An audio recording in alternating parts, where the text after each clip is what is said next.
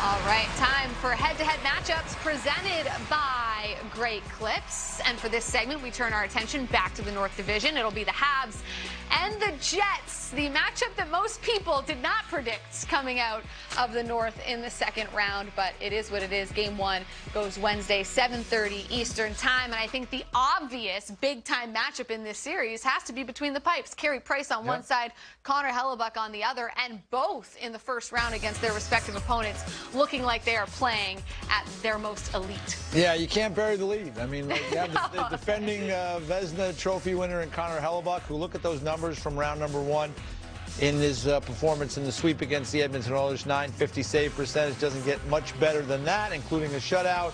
Then on the flip side, Carey Price, who backstopped that terrific comeback, winning games 5, 6, and 7, 2 of them in overtime, and he was a difference maker. So to have two great goaltenders like this going head-to-head, it's going to make for a really interesting series between these two teams. Yeah, it certainly is. I think Winnipeg really showed their depth off in their series against the Edmonton Oilers. Will that pose a problem for the Montreal Canadiens? It's certainly going to be a different challenge. Whether or not it falls into the problem category, I think we'll find out really early in the first game. Yeah. Well, let's talk about that, because I think a strength of the Winnipeg Jets is their depth at the forward position, and not just because they're superstars throughout the lineup that can score, but because there are players that can play certain roles and come in key areas to help your team. There's not just a Connor McDavid and a Leon Draisaitl or a Matthews and a Marner. There's a lot of players on this team that don't always get talked about that can burn you when they get their chances. Yeah, now clearly you're going to want to drill down on the Scheifele line. You have to try to stop him, but I love the definition and the slotting in this group of forwards for the Winnipeg Jets. They have Ehlers back. We saw what a dangerous player he was when he returned to the lineup against the Edmonton Oilers, and they've got other players in that group lots. They've got Pierre-Luc Dubois, they've got Matthew Perreault, Paul Stastny, right on through, and even some of the guys there that we don't really talk about much, like Lowry. I mean, there's a really good player that can be an impactful guy shift after shift after shift. So for me, this is a deep group of forwards that really all are set in nice roles and are defined pretty well within their group. Love the optionality for Paul Maurice. I mean, you got 3 centers like that right down the line. Like, if I'm Philip Deneau and I'm Paul Maurice, I want Philip to meet Dave Lowry. That's who you're going to play against. You're not going to see our other guys. Our other guys, we'll keep them away from him. It's going to be a different story. And never mind that fourth line. And even Stastny, you can bring him up to center. That second line, if you want to move Dubois over.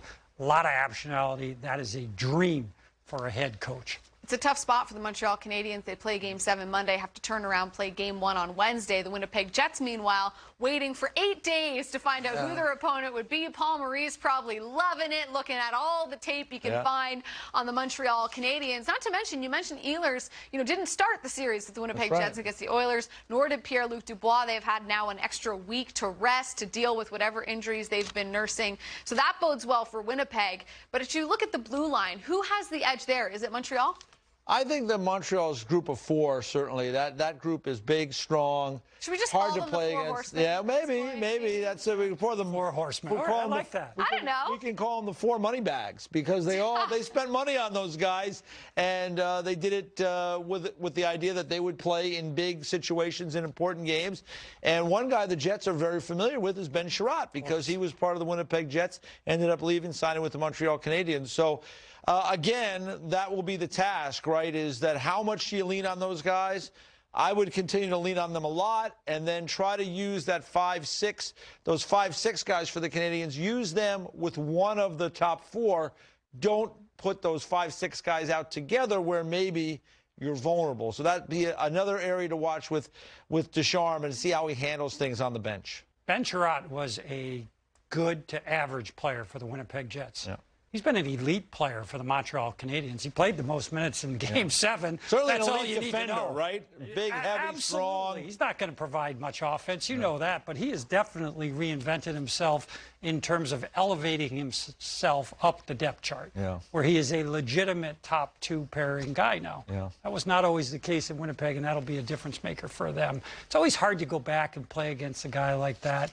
that knows your team so well and maybe has just a little bit of a, hey, I could have played more than I played when I was here. And clearly he's shown. They did have a monster D when he was there. They did. You had Myers, you had Bufflin. I feel like that was a long time ago. Yeah. It wasn't. I know it was only a couple of years ago, but here we are. Let's get to the hair matchup for the series between the Jets and the Habs. Hey, maybe we see Romanov make his playoff debut. Maybe we will see that Cloth in action on the other side, Mathieu Perreault. Yeah, Mathieu Perreault's got a good, healthy head of hair. There's no question about that, and a good beard. He looks very serious there, though. He looks like Captain Obvious there. Doesn't he?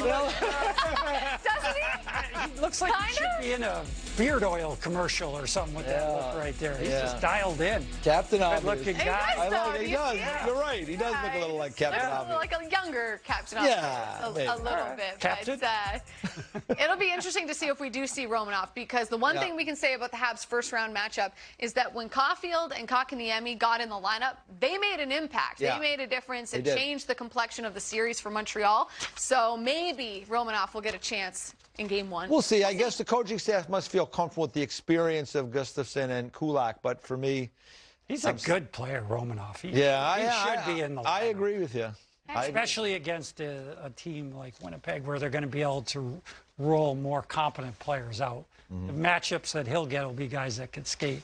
They've got some guys that can move in their third and fourth lines. I'm interested to see the coaching matchup there as well. Paul Maurice, very experienced.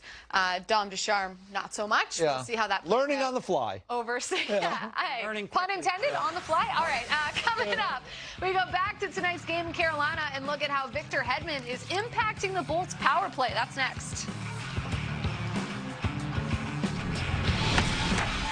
Head-to-head matchups are presented by Great Clips, the official hair salon of the NHL, and proud supporter of those with legendary hockey hair everywhere.